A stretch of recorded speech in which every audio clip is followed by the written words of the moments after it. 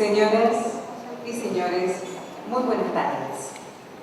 En el Salón Rojo de la Facultad de Derecho de la Universidad de Buenos Aires damos comienzo al acto en el que se hará entrega del diploma que acredita al señor Embajador Ahmet Üzümcü como Doctor Honoris Causa de la Universidad de Buenos Aires mediante resolución del Consejo Superior número 8287/2014.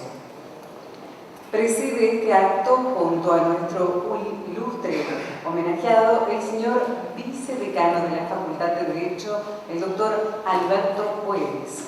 Lo acompañan en el estrado el señor ejecutivo de la Autoridad Nacional para la Convención de Armas Químicas, ministro Gustavo Slaubinen, y el señor profesor titular de Derecho Internacional Público y de Derechos Humanos de esta facultad, doctor Juan Antonio Travieso.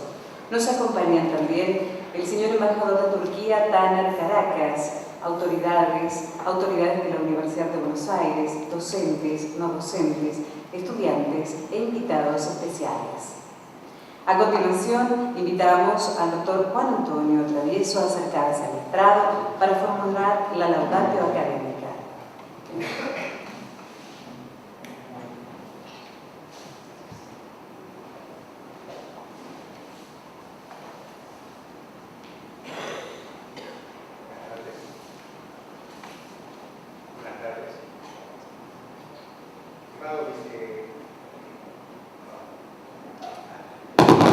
Ahora sí. Estimado vicedecano, querido amigo, estimadas autoridades de la Universidad de Buenos Aires y de la Facultad de Derecho, queridos compañeros del claustro de profesores de nuestra querida facultad, estimado embajador, estimados invitados. El embajador Ahmet Üzümcü nace el 30 de agosto de 1951 en Akmut, Turquía. Cursó sus estudios universitarios en la Facultad de Ciencias Políticas de la Universidad de Ankara, en Turquía, donde obtuvo una licenciatura en Relaciones Internacionales con especialización en Administración Pública. Su vocación diplomática lo llevó a ingresar al servicio exterior de su país, prestando servicios en diversos destinos y alcanzando una vasta experiencia, especialmente en el ámbito de la diplomacia multilateral. Fue embajador ante Israel, representante permanente de Turquía ante la NATO, subsecretario de Estado en el Ministerio de Relaciones Exteriores y representante permanente de su país ante las Naciones Unidas y otros organismos internacionales en Ginebra, entre otros importantes cargos. Cabe también destacar su actuación en materia de desarme y derecho internacional humanitario, como jefe de delegación de su país en diversas conferencias internacionales. Pero esta vocación por servir a su patria no anuló otra, la de un hombre comprometido con el derecho internacional y la paz. La laudatio, como aplauso o alabanza por acciones heroicas, parece una definición más propia de la Ilíada, pero en el caso del distinguido embajador Üzümcü, podemos afirmar que es apropiada, porque se celebra sus acciones constantes a favor del desarme como presupuesto de la paz y la firmeza con la que la sostuvo, pese a las inevitables presiones que se presentan en el campo de las relaciones internacionales, especialmente en épocas de crisis, lo que requiere un valor moral evidente. Esto quedó reconocido por la Escuela de Ginebra de Diplomacia y Relaciones Internacionales cuando le otorgó el doctorado Honoris Causa por su trayectoria en temas de control de armas y desarme.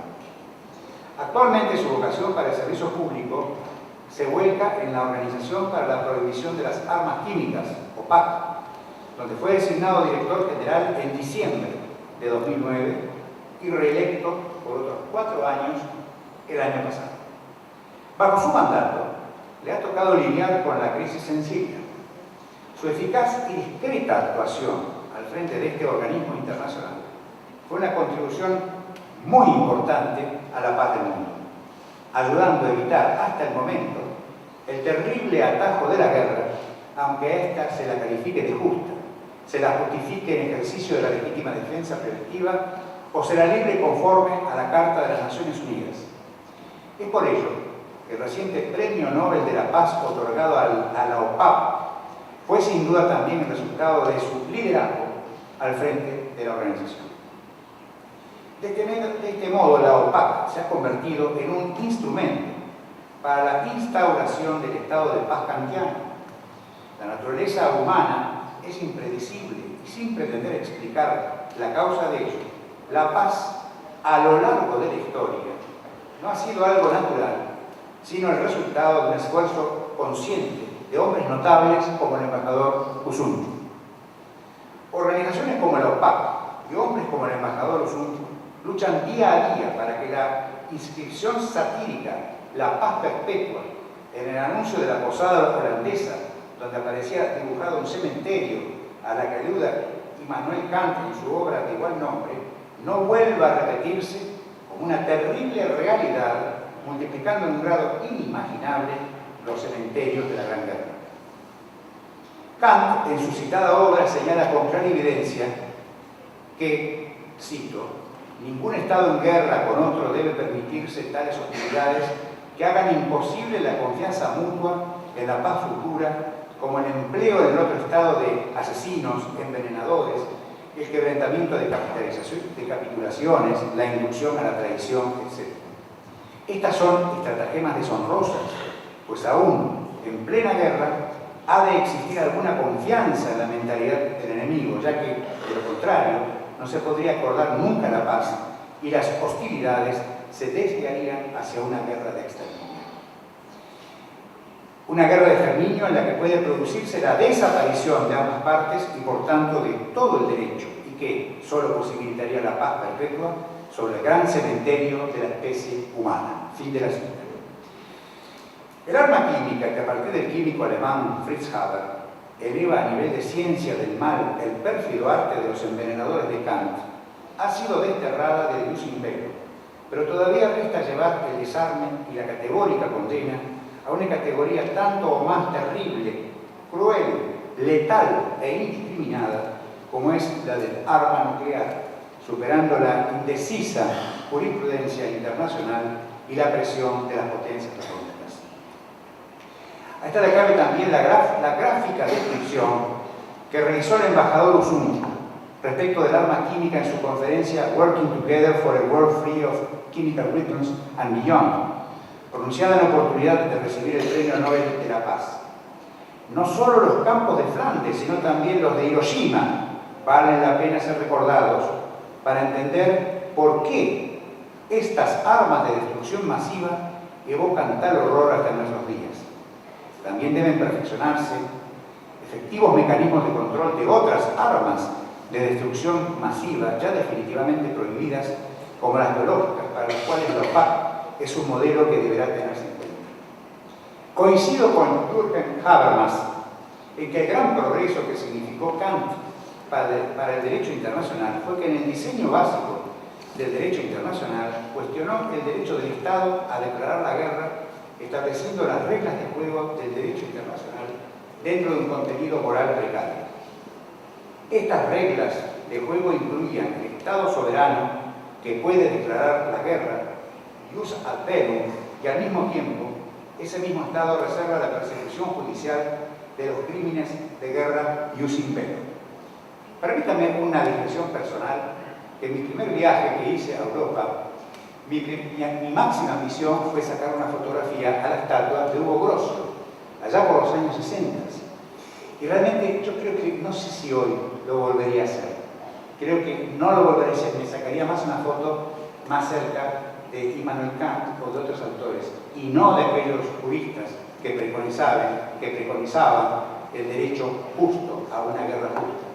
Porque la guerra siempre es, como dijimos, el tema de los famosos cementerios.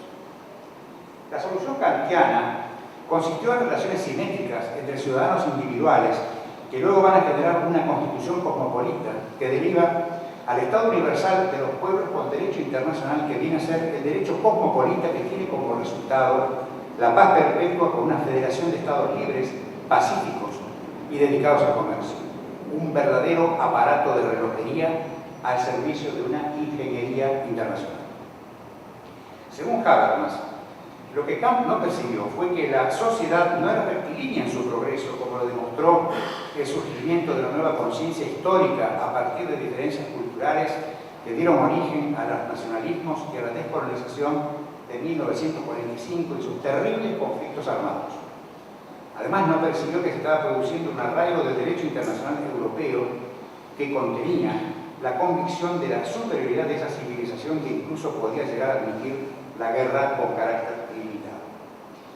Permítame también recordar en esta oportunidad a un autor muy importante y muy caro para el interés de la República Argentina. Me refiero a Juan Bautista Alberdi, que escribió un libro que se llamaba El crimen de la guerra y que se lo denomina como el Evangelio de la paz. Y que lo hizo precisamente hacia 1850. Juan Bautista Alberdi, para los amigos extranjeros, les quiero decir que ha sido uno de los fundadores de nuestra nación, porque es prácticamente el constructor de la Constitución histórica de la Argentina del año 1853.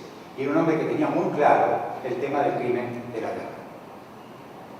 La transformación se produjo por una parte después de la Primera Guerra Mundial, dando como resultado el Pacto de Kellogg de 1928, en el que se estableció la prohibición de la guerra. Por otra parte, después de la Segunda Guerra Mundial, la acusación a los responsables de los crímenes masivos dio lugar a la tipificación de los crímenes contra la humanidad. Se estableció así que las personas, sea cual fuere su rango, carecen de inmunidades absolutas, como se estableció en los tribunales de Nuremberg y Tokio. Sucedió entonces que se produjeron innovaciones revolucionarias que superaron a las propuestas kantianas, entre los que se destacan los principios de la Carta de las Naciones Unidas, en conjunción con la Declaración de Derechos Humanos de 1948, la prohibición de la amenaza y del uso de la fuerza y el diálogo intercultural. De esta manera se produjeron cambios en el escenario internacional que implicaron la globalización del comercio, las inversiones, la producción, los medios, el mercado y la cultura. También cobraron vigencia en la agenda internacional los riesgos transfronterizos y las cuestiones vinculadas con el medio ambiente. Los cambios y procesos indicados implicaron una verdadera transformación del escenario. Hay esperanzas y podemos abrigar optimismo porque el escenario postnacional está a medio camino de la progresiva constitucionalización del derecho internacional. Así hoy, la propuesta kantiana de pacificación continúa más vigente que nunca, tal como los individuos se asocian en el Estado de Derecho, es decir, bajo el imperio de la ley republicana y democrática. Los Estados necesitan leyes coactivas como la Convención para la Prohibición de Armas Químicas, instrumento que se suma al derecho internacional para alcanzar el ideal kantiano de la paz perpetua, que requiere, entre otras cosas, el desarme total, progresivo, especialmente el de las grandes potencias. Aquí también permítame otra digresión respecto a que es fundamental considerar a los principios de la Convención para la Protección de las Armas Químicas como conteniendo normas de ius cogens. Quizás en una evolución muy pronto podamos considerar a los principios de esta Convención como principios de ius cogens. Hoy, como señala Habermas, la idea de la paz perpetua ha encontrado forma concreta en las instituciones de relaciones políticas de Naciones Unidas. Sin embargo, como advierte el citado autor, el concepto kantiano de una asociación de naciones respetuosa a la larga con la soberanía de los Estados no es consistente. El derecho cosmopolita debe estar tan institucionalizado que desvincule a los diferentes gobiernos. La comunidad internacional debe poder obligar a sus miembros, bajo amenaza de sanciones, al menos a un comportamiento acorde con el derecho. Solo con esto, el inestable sistema, basado en la amenaza recíproca de Estados soberanos que se autoafirman, puede transformarse en una federación con instituciones comunes que asuman las funciones estatales, esto es, que regule jurídicamente el intercambio de sus miembros entre sí y controle el cumplimiento de estas reglas. Para avanzar en este camino se requiere una cultura política, ya que, como señala Habermas, esta es el suelo en donde echan raíces las instituciones de la libertad y es al mismo tiempo el medio en donde se efectúan los progresos en la civilización política de una población. En el año 2014, en este año, se cumplen aniversarios históricos de peso, como son los 75 años de la Segunda Guerra Mundial, los 70 del desembarco aliado en Normandía, o los 25 de la caída del muro de Berlín. Los de la guerra total que fue y el de la guerra total que no fue, que nos mostraron el abismo de la guerra moderna al que conduce el rearme sin límites materiales y morales. Por fortuna también, en el año 2014 recordamos 2 centenarios literarios de lujo, con Cortázar, nacido en 1914, argentino, y el premio Nobel Octavio Paz, también nacido en 1914. La literatura está celebrando con estos 2 genios 100 años de nacimiento de 2 figuras capitales de la literatura latinoamericana y mundial del siglo XX, 2 adalides que desde diferentes ópticas lucharon para consolidar una nueva visión del mundo y de la paz, sin guerra, y que muestran que intelectuales en diversos campos de actuación, entre ellos el de la diplomacia, como es el del embajador Üzümcü, pueden ser la inspiración y el motor de un cambio real en la sociedad mundial. Y de este modo pueda en algún momento comprobarse, como lo pensaron Einstein desde la ciencia y Borges desde la literatura, que al final de ese camino de extravíos y señalizaciones, que es el laberinto de vida humana, y que detrás de la ruptura de resistencia, que es el enigma, es posible pensar alguna forma de sentido, es posible que Dios no juegue a los lados. Una cuestión trascendental fue señalada por el embajador Üzümcü en su referida conferencia al recibir el premio Nobel, cuando, citando a Isaac Asimov, ponía en evidencia que la ciencia aumenta su conocimiento más rápido que la sociedad y su sabiduría. Bajo su gestión, la OPAQ ha comenzado a trabajar para mejorar el conocimiento en los ámbitos académicos y universitarios de que existe, en palabras del propio embajador Üzümcü en dicha conferencia, una con frecuencia delgada línea entre las aplicaciones benéficas y perjudiciales de la ciencia. Fe de ello pudo dar en su momento el químico sueco Alfred Nobel respecto de uno de sus más importantes inventos, la dinámica.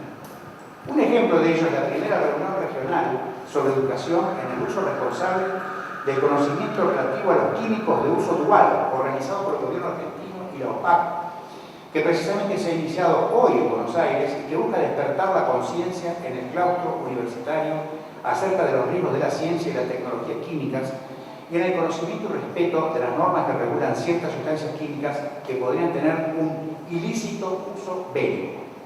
La universidad tiene un papel esencial en la formación ética, en las carreras de grado y posgrado y en advertir a sus alumnos sobre los desafíos que representa el hecho de que el conocimiento científico en general y el químico en particular pueden tener un uso dual y que el mal uso deliberado no puede generar nefastas consecuencias. En este sentido, el riesgo del uso militar de agentes químicos en conflictos entre Estados ha dejado de ser, afortunadamente, la preocupación principal, en especial en Latinoamérica, el subcontinente donde más se ha avanzado en alcanzar el ideal kantiano de la paz perpetua. Y se debe considerar seriamente la posibilidad del uso deliberado de sustancias químicas tóxicas de utilización generalizada en la industria civil para acciones maliciosas por personas u organizaciones no estatales, o el riesgo de accidentes en plantas industriales que dispersen sustancias químicas tóxicas sobre centros urbanos. Y este rol de la universidad no se limita a las carreras relacionadas con las ciencias exactas o la ingeniería, sino también con las relacionadas con las ciencias sociales. La Facultad de Derecho de la Universidad de Buenos Aires, consciente de ello, ha aprobado un posgrado específico en la materia, que es el programa Derecho, Innovación y Tecnología, que se llevará a cabo en el segundo cuatrimestre de este año y cuya presentación a la comunidad universitaria se efectuará en el día de mañana en esta facultad. En el posgrado se tratarán los desarrollos tecnológicos y sus respuestas jurídicas. Uno de los módulos de este posgrado se dedicará a las sustancias químicas, las armas químicas y a la Convención para su prohibición. El objetivo general del curso apunta a que se comprenda que la ciencia y el derecho deben entenderse de manera complementaria para producir la articulación que la sociedad internacional requiere. En reacción, entonces, ante el avance de dicha globalización y transformación social, se incrementa la fragmentación y afirmación de las diferencias. Esta transformación impacta inexorablemente en el mundo del derecho. Ante tal situación, el derecho debe dar respuesta encauzando dichas actividades de forma tal que las personas no resulten afectadas. El objetivo en particular del módulo sobre ciencia y tecnología química busca identificar cuáles son los mayores desafíos que plantea el uso de las sustancias químicas, analizando sus alcances y efectos. En este módulo se abordará la Convención sobre la Prohibición de las Armas Químicas, no solo desde el punto de vista jurídico, con el estudio detallado de la misma, y de la legislación nacional dictada para su implementación, especialmente la Ley 26.247, sino también sobre los aspectos científicos y técnicos involucrados, adaptados para universitarios sin formación en ciencias exactas o ingeniería. Por eso entonces esta es una exigencia ineludible en el ámbito universitario, porque para poder analizar la realidad se hace necesario, como ya hemos dicho, operar en dos planos, el teórico y el práctico. Recordamos que Leonardo da Vinci consideraba que la teoría es el capitán y la práctica son los soldados. Como profesor titular, no solo de Derecho Internacional Público, sino también de Derechos Humanos y Garantías, no puedo dejar de señalar que la actuación del embajador Üzümcü también merece el reconocimiento como promotor del desarrollo de los derechos humanos. En efecto, el derecho a la paz y un medio ambiente sano son dos derechos humanos contemporáneos que son tutelados por la Convención para la Prohibición de las Armas Químicas. Clásicamente, el derecho internacional de los derechos humanos se centraba en la lucha de las personas para defenderse del Estado. Sin embargo, se han producido grandes cambios que generan que las amenazas no sean solo amenazas. Recordemos a Zygmunt Bauman, que ha marcado la existencia de un nuevo mundo, el de la modernidad líquida, frágil, desgarrado, heterodoxo, en contraposición con la modernidad sólida del siglo XX. Lo mismo ha sucedido con el diseño de sociedad, que cambió tan profundamente que en 500 años pasamos de descubrir que la Tierra redonda pasó a ser plana, luego de Internet y de otros factores. Así entonces, la ciencia y los derechos humanos deben entenderse de manera complementaria para producir la articulación que la sociedad internacional requiere. Vivimos en una era de reestructuración, en la que la globalización se expande, en tanto que se incremente la fragmentación y la afirmación de las diferencias. Sabemos que la cooperación internacional en este escenario global para la promoción del uso pacífico del conocimiento químico es un importante objetivo del OPAQ, que esperamos cada día cobre más importancia para la organización, cambiando el eje de sus actividades, porque será una evidencia de que la amenaza del arma química quedó arrumbada en el arcón de la historia. Para terminar, quiero referir, estoy seguro que tanto el embajador como yo pertenecemos a una generación de los años 50, yo un poquito antes que el embajador, pero precisamente estamos asignados por dos grandes elementos. En primer lugar, por el derecho, o por el tema del derecho internacional que ha influido muchísimo y que nos ha grabado a fuego en nuestra vidas. Y en segundo lugar, por eso me voy a permitir en esta laudatoria incorporar también por el rock. La música ha sido fundamental en nuestras juventudes. Estoy seguro que el embajador, también como yo, participamos de esto. Por eso es que voy a terminar con una canción, no voy a cantar, por suerte, pero voy a terminar con una canción que precisamente es una canción muy conocida en el ámbito americano y cuyo estribillo dice lo siguiente: solo le pido a Dios que la guerra no me sea indiferente. Es un monstruo grande y pisa fuerte toda la pobre inocencia de la gente. El autor es León Gil, y es una canción muy importante que ha sido grabada en varios idiomas. Para terminar entonces, por todo lo expuesto, y por toda consideración y encarecimiento, ruego que se otorgue y confiera al señor embajador don Ahmet Üzümcü el supremo grado de Doctor Honoris Causa por la Universidad de Buenos Aires.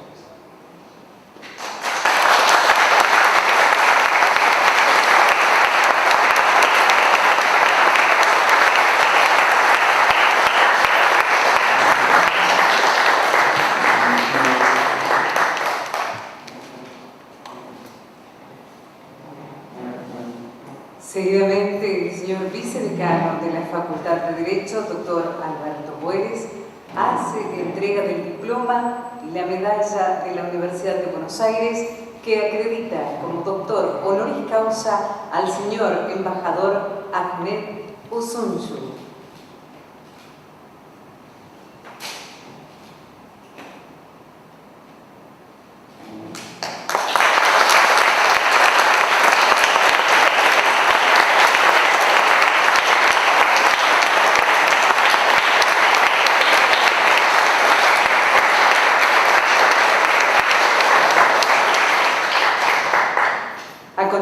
continuación, el Doctor Honoris Causa de esta universidad, señor Embajador Ahmet Üzümcü, disertará sobre Hacia un mundo libre de armas químicas, el papel de la OPAQ en el camino hacia un mundo libre de armas químicas.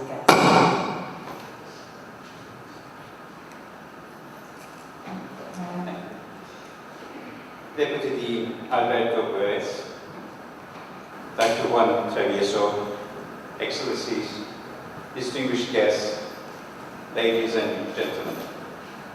I am deeply honored to receive this award of an Honoris Causa degree from the University of Buenos Aires.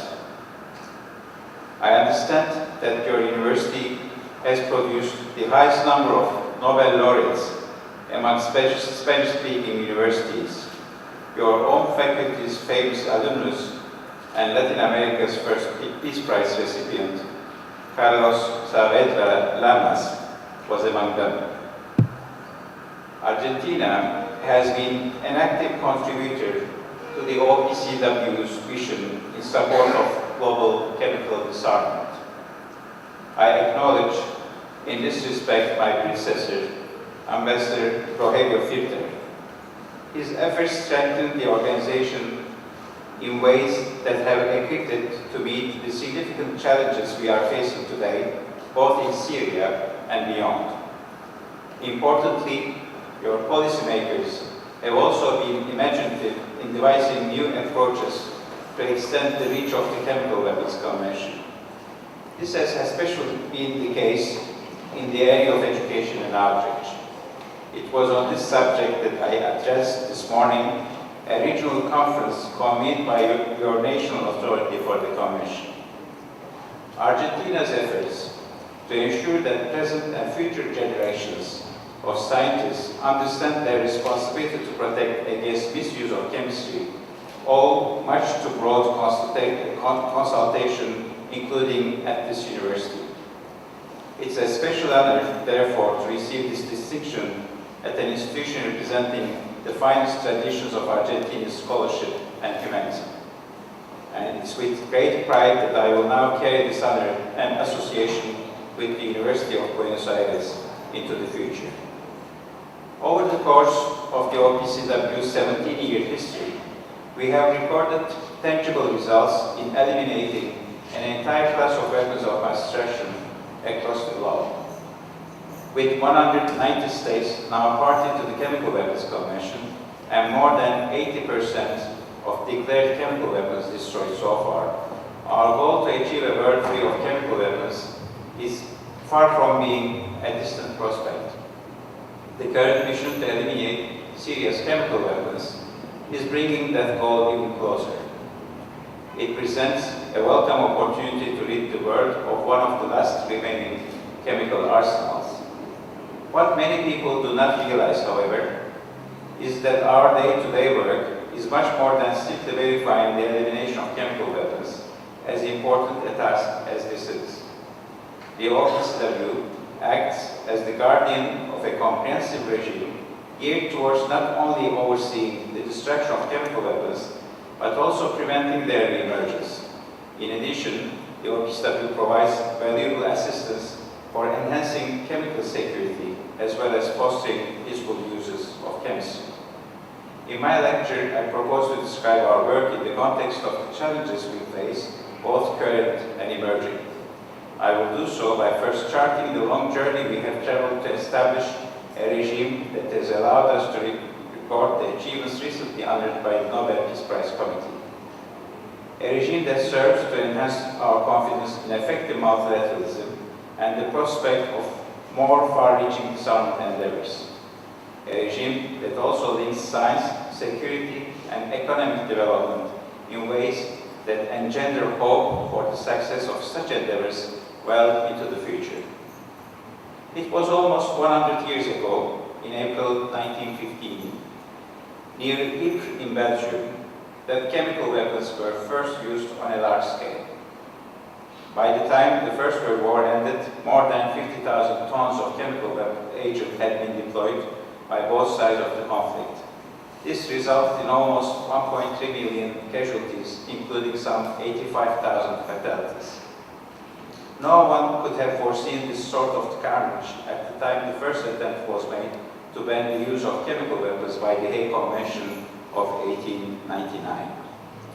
Accordingly, the devastating impact of these weapons prompted a push to devise a more binding norm, resulting in the 1925 Geneva Protocol. But while it prohibited the use of chemical and biological weapons, it did not ban their possession and production. By the end of the Cold War, some 6.5 decades later, tens of thousands of chemical weapons had been amassed, including highly lethal nerve agents. But most tragically, the Geneva Protocol did not prevent chemical weapons from being used with brutal regularity across the world, including against civilian populations. The impunity with which such attacks were perpetrated and their indiscriminate nature, especially in the Iran-Iraq War, finally rallied the international community to take decisive action.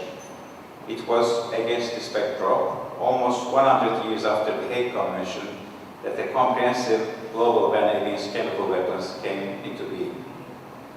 Following long and arduous negotiations in Geneva, the Chemical Weapons Convention was concluded in 1992, entering into force in 1997. It's hard to overstate the singular achievement that this represented. Even now, more than 20 years after agreement was reached on it, the Chemical Weapons Convention remains the only legally binding international treaty banning an entire class of weapons of mass destruction under international verification. It's comprehensive, prohibiting not only the use of chemical weapons, but also their development, production, stockpiling, transfer, and retention. It is non-discriminatory, committing all of its member states, without exception, to its prohibitions and obligations. All those possessing chemical weapons must destroy their stockpiles, and all member states must ensure, on an ongoing basis, that chemistry is used only for peaceful purposes within their jurisdictions. And most importantly, in contributing to the Convention's unique success, its provisions are backed by strict international verification.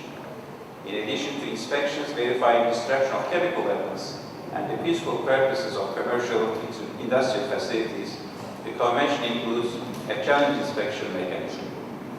Any member can call for investigation of another member on the basis of well-founded concerns over compliance. Further afield, the Convention also obliges member states to assist one another in the event of chemical weapons ever being used against them. It likewise promotes cooperation and exchanges of knowledge and expertise to help all member states reap the full economic and scientific potential of their chemical sectors.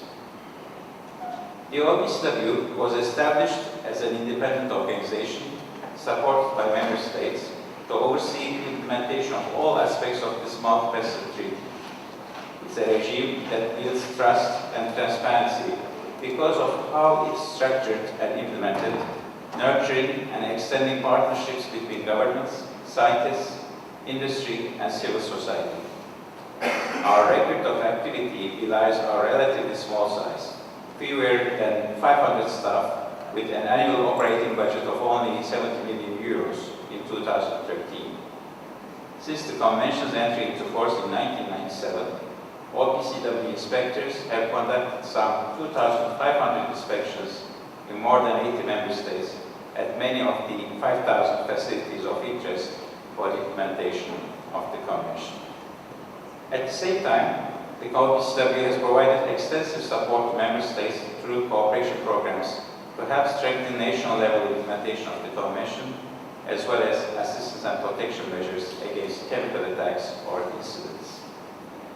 The OPCW has also expanded opportunities for peaceful use of chemistry that bring human development and economic benefits to member states with economies in transition.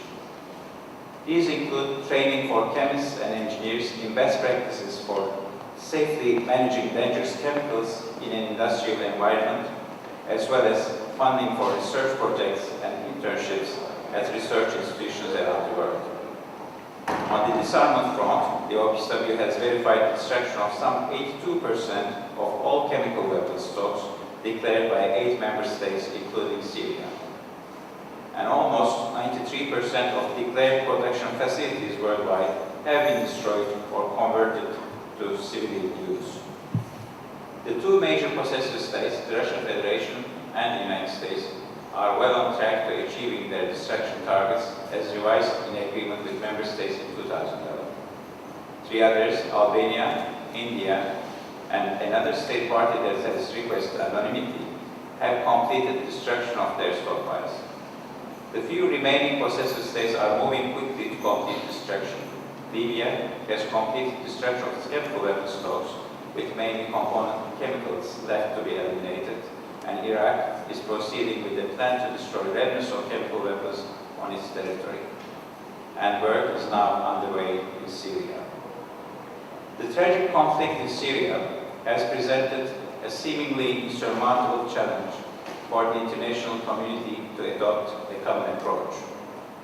But the shocking sarin attacks in the Damascus suburb of Ghouta last August, confirmed by a UN investigation to which the OPAQ contributed crucial expertise, changed this.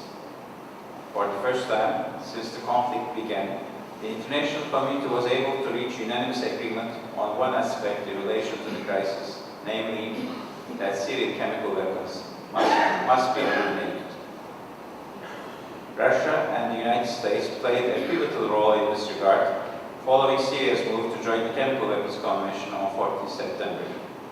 Their framework agreement paved the way for a historic decision by the OPAQ's Executive Council on 27 September on an accelerated program for eliminating Syrian chemical weapons by mid-2014. This decision was endorsed that same day by unanimous adoption of UN Security Council 2118. The OPAQ was quick off the mark in implementing this program. The first team of inspectors arrived in Damascus on 1st October, and the OPAQ joint mission in Syria was established on 16 October. The mission recorded several early successes ahead of set target dates, including submission by Syria of a complete declaration of its chemical weapons stocks and sites, the destruction of all unfilled chemical weapons munitions, and the functional destruction of production facilities. What this means is that Syria was no longer able to produce chemical weapons, a significant milestone that was reached only 1 month after the Executive Council 27 September decision. The next milestones, however, present challenges of a much greater magnitude. The Council moved quickly to agree detailed requirements for the destruction program in a decision taken on 15 November. This key decision calls for the removal of all chemical weapons from Syria in accordance with the request by the Syrian government for destruction outside the country. The Council decision required putting into place complex arrangements for the transportation and destruction of Syrian chemical weapons, arrangements that have required unprecedented levels of international support and coordination. Under a transportation and destruction plan supporting the Council decision and the OPAQ's Syria Trust Fund, Denmark and Norway are providing vessels and, along with Russia, China and the United Kingdom, military escorts for the transportation of the chemicals. Mustard agent and priority chemicals will be transported to the Italian port of Giautaro for transloading to a US vessel, the Cape Ray, for destruction at sea. This will involve a process of hydrolysis, breaking down chemical agents with hot water and caustic compound. The resulting effluent will be stored on board the Cape Ray before being transported to other destinations for disposal. Some of the priority chemicals will be transported to the United Kingdom for disposal at commercial facilities in that country. Germany has so far offered to receive effluent resulting from destruction of mustard agent for disposal on its territory. All other chemicals, largely industrial toxic chemicals, will be treated and disposed of by commercial companies. At the request of the Executive Council, the OPAQ initiated a tender process backed by the OPAQ Syria Trust Fund, and this process resulted in the award of contracts to 2 commercial entities in Finland and in the United States. There have been well-publicized delays in Syrian shipments of chemicals to the port of Latakia, where they are being loaded onto the Danish and Norwegian vessels. These delays have been due to a variety of reasons, including the security situation in the country. Just over half of chemicals have now been removed out of the country, and the Syrian authorities hold to their revised timeline of removing all chemicals by 13th April, and some additional chemicals from currently inaccessible sites by 27th April.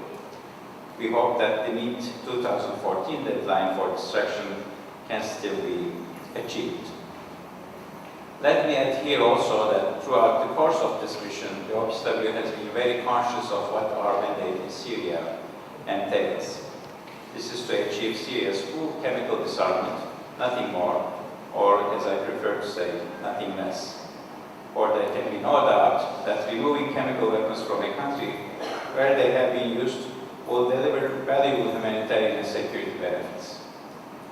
While Syria is rightly focusing on our efforts at present, the OPSW has not lost sight of the wider strategic context of our work and of new challenges ahead. The most immediate of these challenges, one that flows directly from Syria's accession to the Chemical Weapons Convention, is to persuade the 6 countries that still remain outside the Convention to join it, without delay and without conditions. These countries are Angola, Egypt, Israel, Myanmar, North Korea, and South Sudan. There is a very sound reason why the Convention is the fastest growing treaty in the history of multilateral disarmament. Whatever issues feature in the national and regional security considerations of states, they are unified on one underlying principle, the indivisibility of chemical security. This principle holds that no human being should be exposed to the untold suffering caused by chemical weapons, weapons that cause agonizing death, weapons that permanently scar and incapacitate their victims, weapons that can have no justification under any circumstances. The international community's reaction to the recent chemical attacks in Syria has only served to reaffirm its unity on this principle. At the same time, the scientific and commercial benefits of membership should not be understated. They serve to significantly broaden the foundations of trust and cooperation between states in the service of all humanity. The attention that the Nobel Peace Prize has generated in relation to chemical disarmament will, I hope, compel states not yet party to the Convention to reconsider their position or to speed up international processes that they may have already initiated to accede to the treaty. The OPSW stands ready to offer them every assistance in this regard. Changes in the strategic environment since the end of the Cold War mean that we must seize the opportunity not only to broaden adherence to the Convention, but we must also guard against the re-emergence of chemical weapons. This is becoming increasingly important as we draw closer to completing destruction of existing weapons and production facilities. The increasing degree to which economic interdependence and rapid advances in technology and communications are shaping our security in a globalized world has several important implications for the Convention's implementation. Rapid advances in science and new technologies are increasingly challenging our ability to determine whether new applications could be misused for weapons purposes. At the same time, increased and much faster access to information is posing new challenges for how we protect sensitive materials and technologies against misuse, without curtailing access to their beneficial applications. This is no longer just a case of guarding against transfers of chemical weapons, relevant materials to states unwilling to comply with relevant international norms. The rise of international terrorism has heightened proliferation risks in ways that existing non-proliferation regimes are ill-equipped to address. Well-resourced non-state actors have made no secret of their aim not only to acquire weapons of mass destruction, but also to use them. The fact that deterrence and sanctions measures have little sway over such groups means that we will need to be more alert to this threat and more imaginative in how we deal with it. The OPSW has very strong fundamentals for taking stock of and responding to these challenges. Foremost among these are partnerships we have forged with the scientific and research community. It is difficult to overstate the importance of these partnerships. Insights into science and technology and proactive measures for sharing them underpin full and effective implementation of all operational articles of the Convention, from the definition of chemical weapons to verification and monitoring activities, from investigation of alleged use to cooperation on peaceful use of chemistry. The OPCW Scientific Advisory Board plays a key role in this respect. It continually reviews scientific and technological developments on the basis of their potential impact on the Convention. Board members provide independent advice, drawing also on their own extensive networks to test thoroughly assessments shared with the OPCW. In this way, the board functions as a vital early warning system for discoveries and new technologies that could be misused. It's also a vehicle for ensuring verification methods are kept up to date. This role is only set to increase in importance over coming years. More broadly, the habits of consultation that we have developed with scientists are also crucial for maintaining awareness of the need for vigilance at the national level and for communicating this in relevant and accessible terms. Scientists' interaction with non-scientists in policy-making circles in facilitating implementation of the Chemical Weapons Convention has served this purpose well. It has helped scientists make their advice more widely understood among all key stakeholders, including foreign ministry officials, legal experts, and customs officers who may have limited scientific knowledge. This is vital for the simple reason that full confidence in disarmament and arms control measures can only be built on transparency and sound verification methodology closely informed by science. At the same time, such a top-down approach from our scientific elites, working closely within and with governments, will also require bottom-up reinforcement. We need to instill the highest ethical standards in our scientists at the very beginning of their careers, especially those with access to substances and facilities which could be misused. Indeed, this challenge is being addressed by the regional meeting on education and outreach currently underway at the Argentine Foreign Ministry, which I addressed earlier today. In support of such initiatives and with the cooperation of member states, the OPCW will be unrolling tools and materials for awareness raising, education and outreach purposes, some of which are already available on the OPCW website. Our purpose is not only to nurture more ethical scientists, but also more capable and rounded ones. It's especially important for young scientists to develop a world view from the very beginning of their careers, however specialized their current and future work might be. It's important that they are able to contextualize its broader purpose and applications in order to serve it responsibly. There are a few fields where this is more important than those that provide access to materials and technologies that can be misused for harmful purposes. Industry has been no less vital a partner for the OPCW than has science, with a somewhat different set of challenges. Without enjoying the full confidence of industry, there can be no effective means of inspecting commercial chemical production facilities to ensure that they are engaged in exclusively peaceful activities. Protection of commercially sensitive information was written into the Chemical Weapons Convention specifically to address this issue. In fact, industry played a strong and productive role in informing negotiations on the Convention in this area. In light of some of the challenges I have outlined, we need to be more creative in how we engage industry as a partner, not only in shoring up compliance with the Convention, but also in developing proactive strategies. These strategies could usefully address the potential proliferation implications of new production technologies and the globalization of the chemical industry, including realignments in its production base. In the first instance, this means adapting inspection procedures and timetables in ways that maintain the confidence of industry and governments in our confidentiality arrangements. We could also consider broader and more imaginative ways of engaging the private sector.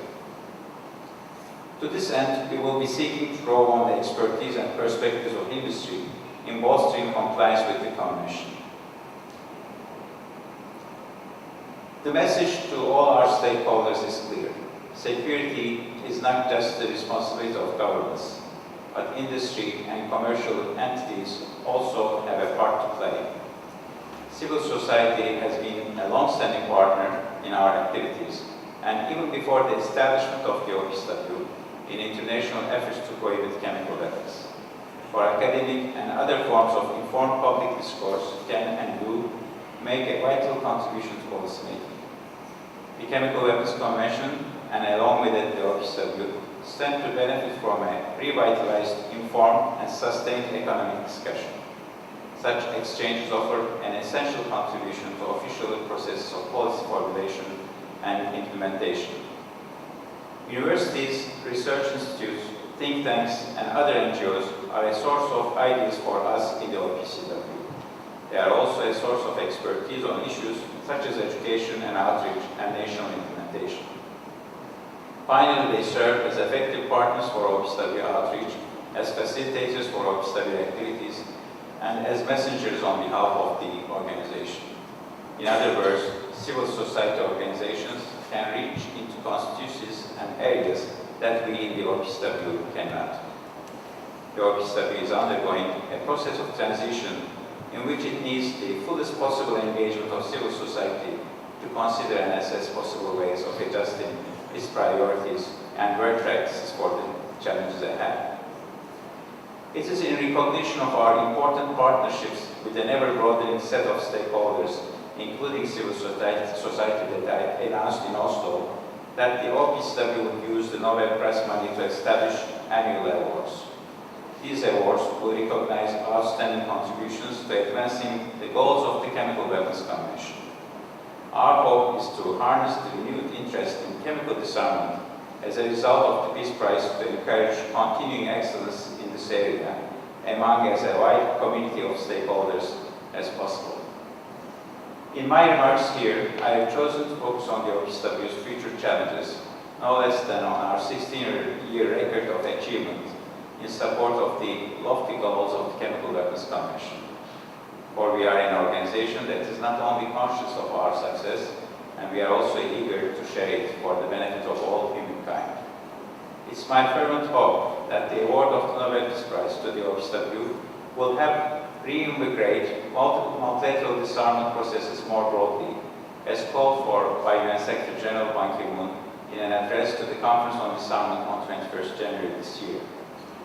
Referencing the 2013 award, the Secretary General called on delegates to make 2014 a year of creativity and action. Certainly, the Chemical Weapons Convention has set a high bar for new endeavors in disarmament. Endeavors which are ambitious and realistic. Endeavors which proceed from goodwill and consensus and from firm principles of verification. Endeavors which engage all possible stakeholders and deliver palpable and enduring security benefits for all. The Chemical Weapons Convention has shown that multilateralism can deliver practical disarmament success and must do so again. And for the OPAQ, this success drives us not only to hasten the reality of a world free of chemical weapons, but also to ensure that global disarmament gains are made irreversible for all time. I thank you for your attention.